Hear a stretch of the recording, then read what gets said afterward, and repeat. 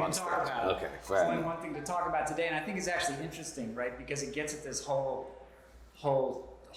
thing, right? The root of it, both, where our conversation as a city has been over the last 4 years, but also the difference between black and white perspectives on something that's the same. Yeah. So which statue you want to start with?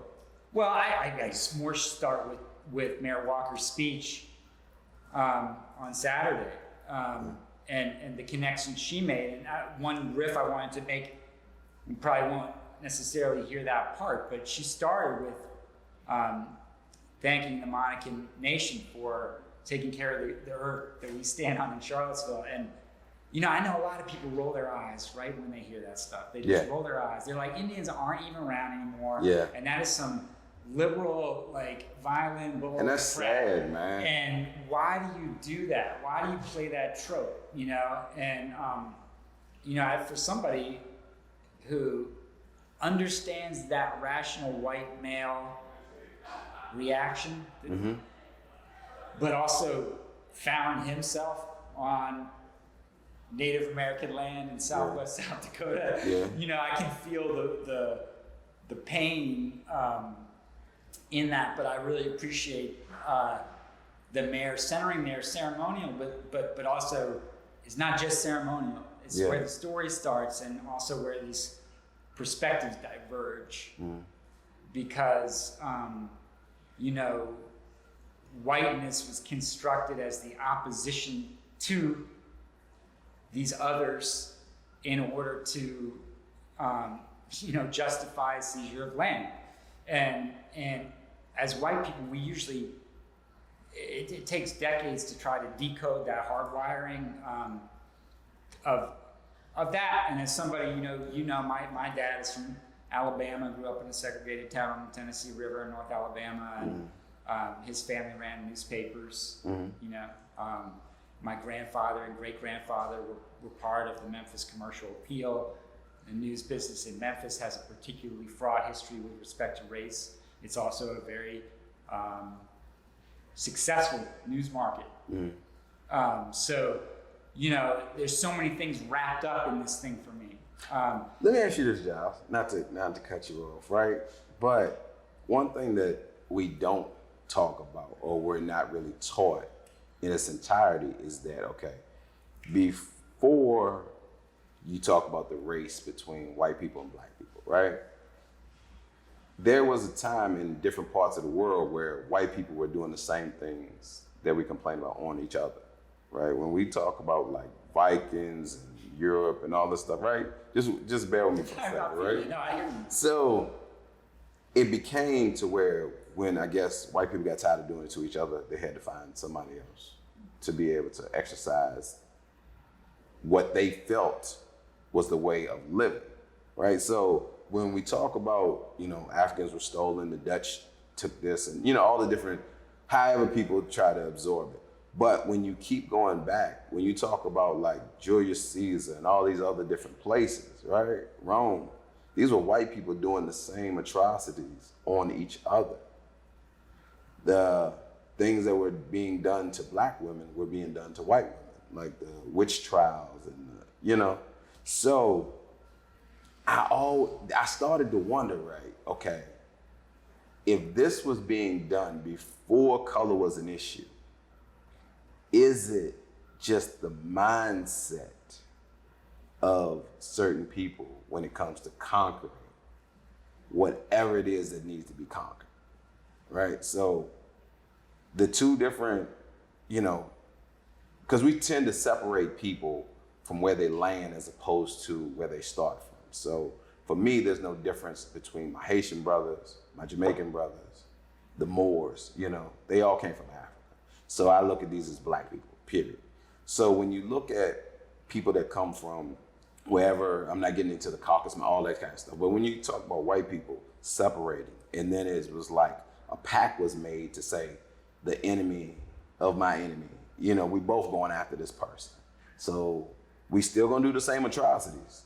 We just gonna do it on somebody differently so it doesn't look like my brother fighting brother, like the Civil War, so to speak, brother fighting brother type thing. So when we talk about when you talk about it takes 10 years to decode, it never has been decoded. It's just the object of the affection has changed. So then, but don't nobody talk about that because like that'll get you assassinated. You know what I'm saying? And doesn't have to be killed physically. Like they can kill your career, kill your businesses, kill your jobs. You know what I'm saying? All these different types of ways to murder a person, so to speak.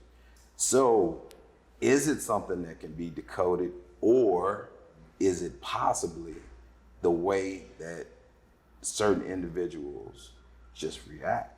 That's why the fear of, remember the thing that you taught me, slavery is like holding a wolf by the muzzle. That's a Jefferson. I mean, the Jefferson one. Like, go ahead, tell me so I don't say it wrong. What? I don't know. It's always misquoted, but it's like having a wolf by the ears or a wolf by the muzzle. You don't want to hang on, but you don't dare let go. Right. So, but if it was done before color was ever an issue, is that just the mindset? And then it's something that can't be decoded, you know? Because somebody has to be on the bottom of the totem pole. When In My Humble Opinion, we interviewed Richard Spencer, you know, that was his direct quote, you know, that he knows it's not right, but somebody who is a UVA graduate said somebody has to be on the bottom of the totem pole. Go to YouTube. Don't believe me. All right, but listen to his own words. We're not live on the radio, right? So we can cuss. Is that true? Can we cuss on this show? Why do you feel the need to cuss? You know what I'm saying? Go ahead. Because you talk about Richard Spencer, you just start talking about Jerry Miller, maybe. Jerry's like, what? that wasn't. Yeah. See, Jared, I'm sorry. I apologize for that. Here's the thing. Mm-hmm. Back to Mayor Walker and what she was saying on Saturday. We talk about liberation. Right. Why should white people care about liberation of black people? Very true. And and you know what? When you say that, that makes a lot of African Americans wonder why, when white people want to help them, why they're there. So why do you think white people care about liberation? Everything to me comes down as a whole. I'm not, nobody's every single thing. When I'm not saying that, but most things come down to economics and power, right? So at times, I believe people help so that they can control. You know, if I have to give you something in order to control you, then it's worth, it's worth the investment. You know, I don't see where any race, not just white people, any race willingly wants to just help black people for the sake of helping black people. Like, this is the right thing to do. You know, you have people that want to do that. But as it works its way up to the chain, it has to do with, control. When you look at organizations like NAACP, where's the money coming from? It ain't coming from the black community to sustain itself. So then you have to look at, and I know I got some friends in NAACP that's gonna be offended, but you don't show up like you used to when the civil rights movement was going on, because you'll get chastised like the ones that came before you, or your funding is gonna get cut off. That's why they don't show up when things happen. They're not on the front lines no more because they don't control it. Black people don't control it. People of color, Why do black people care about liberation? Tired of dying. You know what I'm saying? Honestly, the reason black people care about the lie that's sold about the American dream and the white picket fence and the house and black people's version of that was 40 acres and a mule, right? That's after slavery. That's what you were gonna get. You were getting the white picket fence. I was getting a mule. You were getting a house. You know what I'm saying? So, we want peace as a whole. How we obtain that peace, you have some black people that will sell out other black people. You have some black people that will constantly kiss ass to anybody they think is in power. You have, you know, you genuinely don't know how black people feel unless it's just black people talking. Because the second somebody else comes into the atmosphere, you'll see people change up. And that's fear-based. Yeah. I mean, you said it, peace. I don't want to be like trickster, not answering my own questions. I mean, why do you think black people want liberation? Because they're tired of dying. Yeah, I mean, I think it's very concrete. So I think when you communicate in the black world around the struggle, it's very concrete. Yeah. You don't have to explain that much. When you say to a white person, why are you working for equity? What's the answer to that? Yeah. And in the white world, I don't even think people get accustomed to answering that with each other, even if they are working on equity, which is pretty funny, right? Why the hell are you doing this? Yeah. Because if you're a white person, you come into a black community, why are you here, white boy? Yeah. That's the first question, even if it's not asked for 3 months. It's the question, right, that you have to try to answer. And then when you take a black person like me and bring them into the white community, more often than not, whatever white person brought me there has to justify why I'm there. I just can't be there.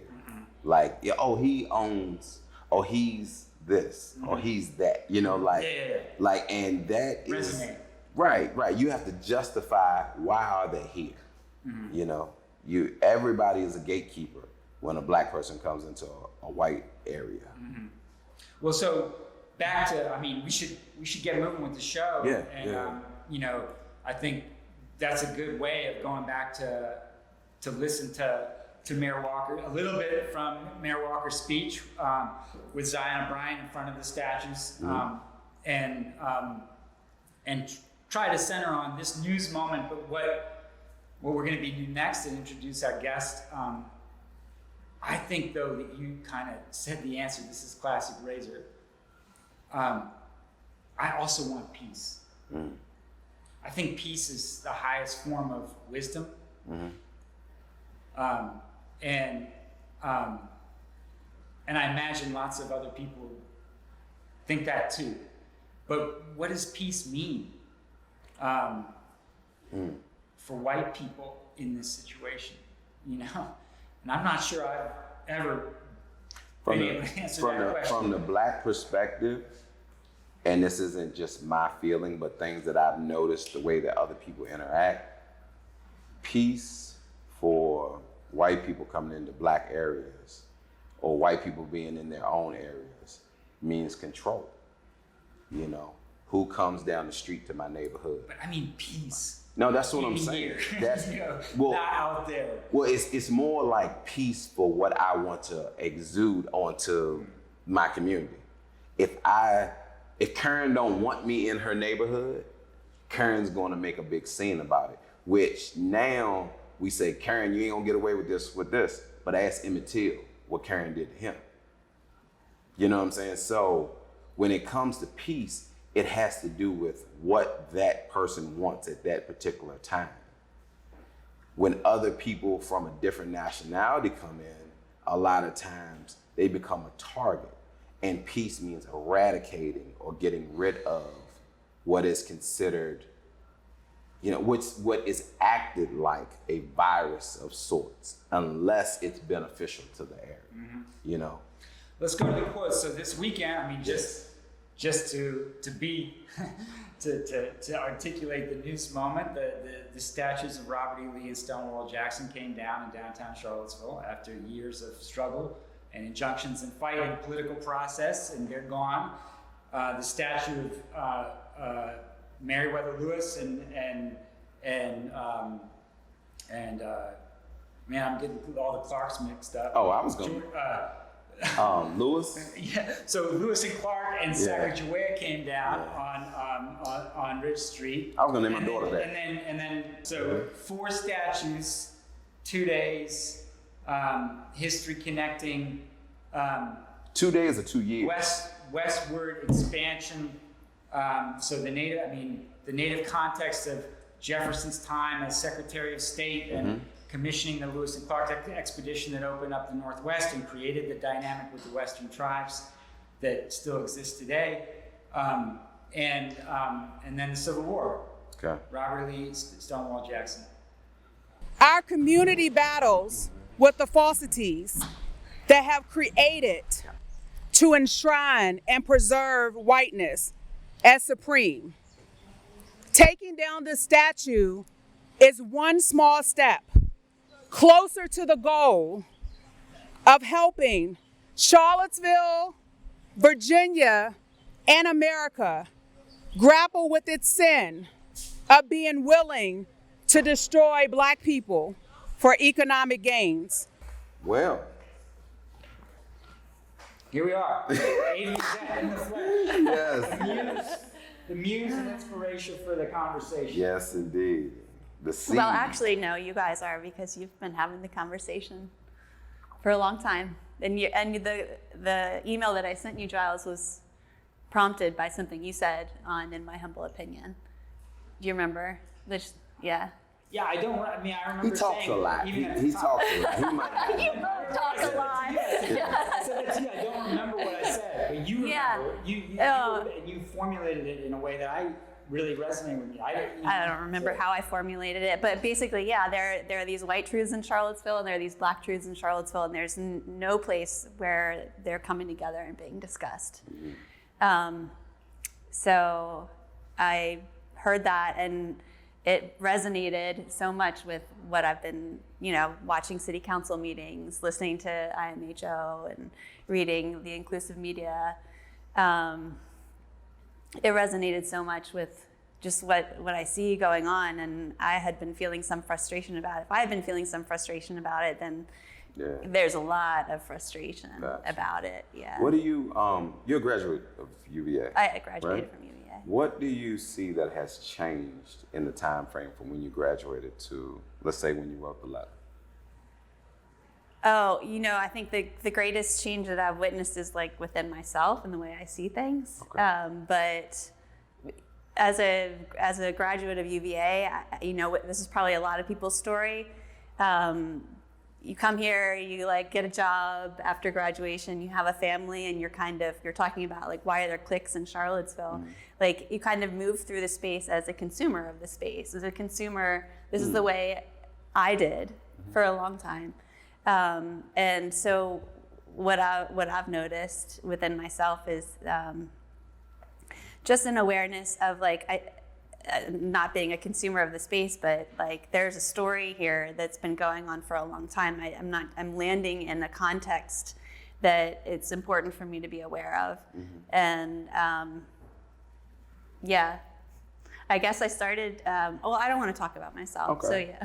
I have a question, hey John, I have a quick question, right? And this is something that, you'll never really hear anybody else ask is racism taught in white households?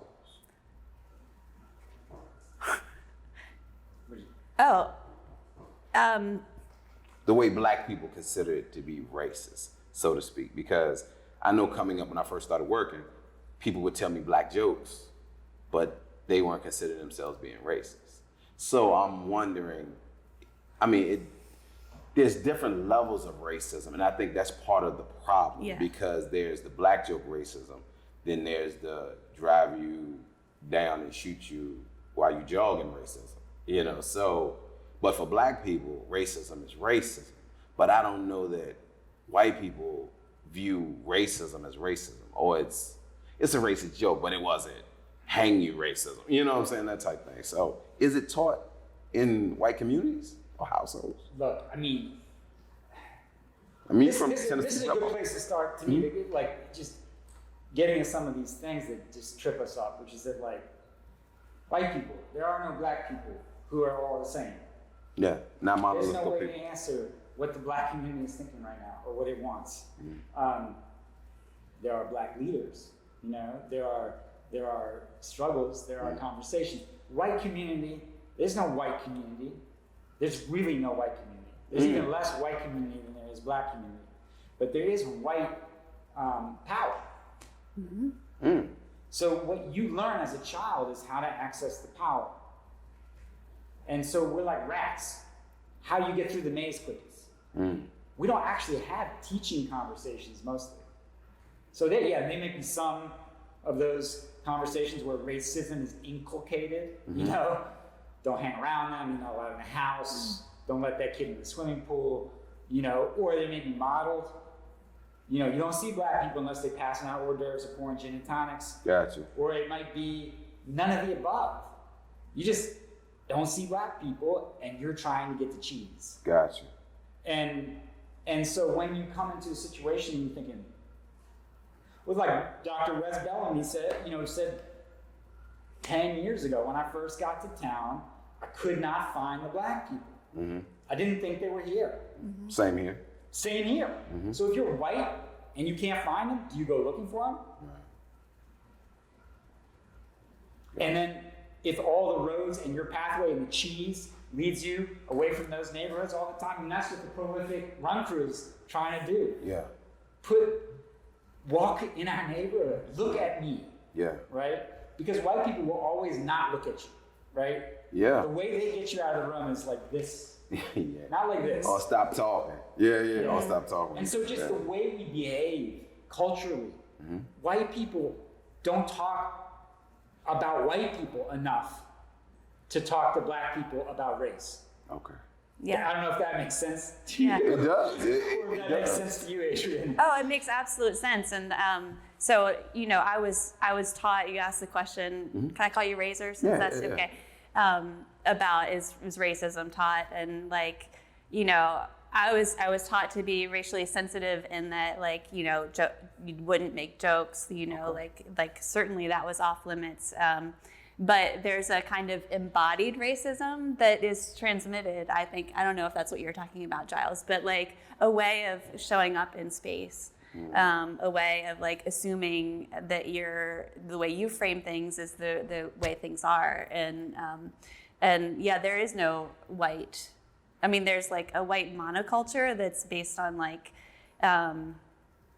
commodifying and like, you know, consuming and colonializing, but there's not like a container for having this kind of conversation. Like I imagine, you know, out of survival, there has to be, right? Yeah. But so there's just a lot of blindness. Like he said, you know, like you compared yourself to rats going after the cheese.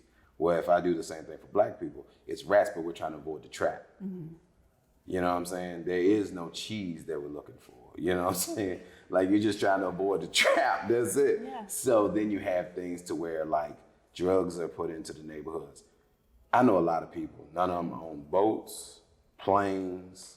You know, we can't build AK-47s. All these different things that are shown to be black culture. You know, don't exist to where we have access to them unless somebody literally puts them there. You know. At times, and the reason I asked about the racism question is that when anybody doesn't like something, even as a child, you make a noise and you let people know that, you know, you need something, you need help, whatever it is. But when it comes to African Americans speaking on things that they don't like, it seems for some people it can become disrespectful. Like I even saw on one of Mayor Walker's posts, a lady said, regardless of how you got to America, you're blessed. I saw that. And that's like, to me, and that question I had was, and I erased it because I wanted to bring it up on the show. That's like saying, okay, if I rape somebody, and I'm gonna use myself, you know, because I don't want anybody else to feel like I'm talking. If I rape somebody and they become pregnant, you should be thankful that I raped you because you're gonna experience motherhood. You're gonna be a mother one of these days. What are you complaining about?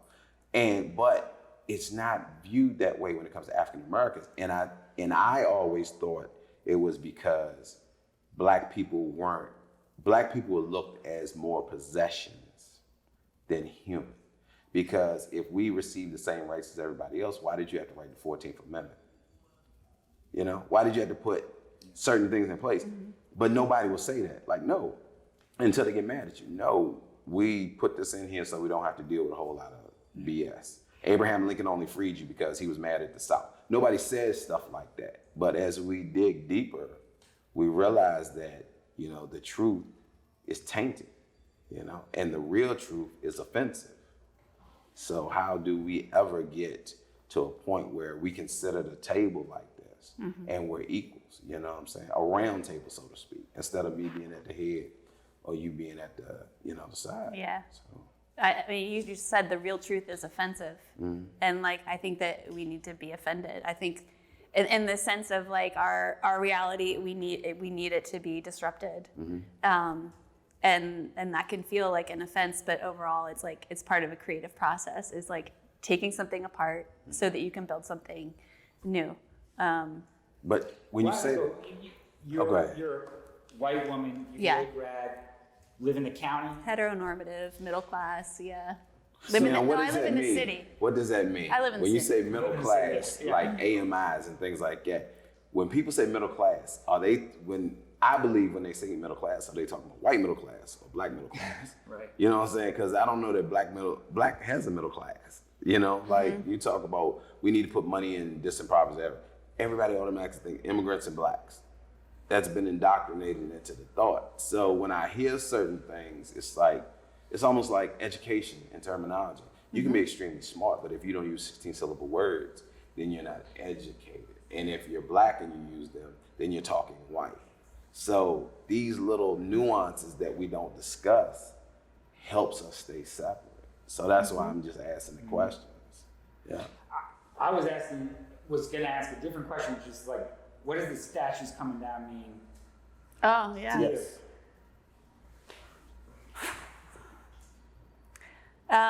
The statues coming down, well, first of all, I'm increasingly aware of all of the effort that went into them coming down. Like, you can't just see them coming down and think like that just happened because there's this legislation and now we can do that. Like, so for me, it means like a lot of labor and persistence and fighting imagination and fighting against the odds to get to this place.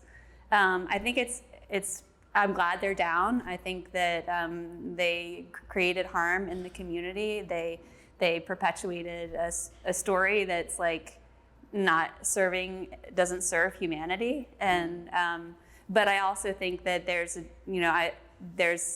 we gravitate towards these kind of symbolic things, like a statue coming down. But like Mayor Walker was saying, and so many others, like this is like, let's not lose sight of the fact that the work is still is ongoing. And like, I think I'll speak for myself, and I guess my white people, because we're so removed from the impact of racism, there's a tendency to think, oh, well, that happened, well, great, okay, like, we just pay attention to that, but no, I don't.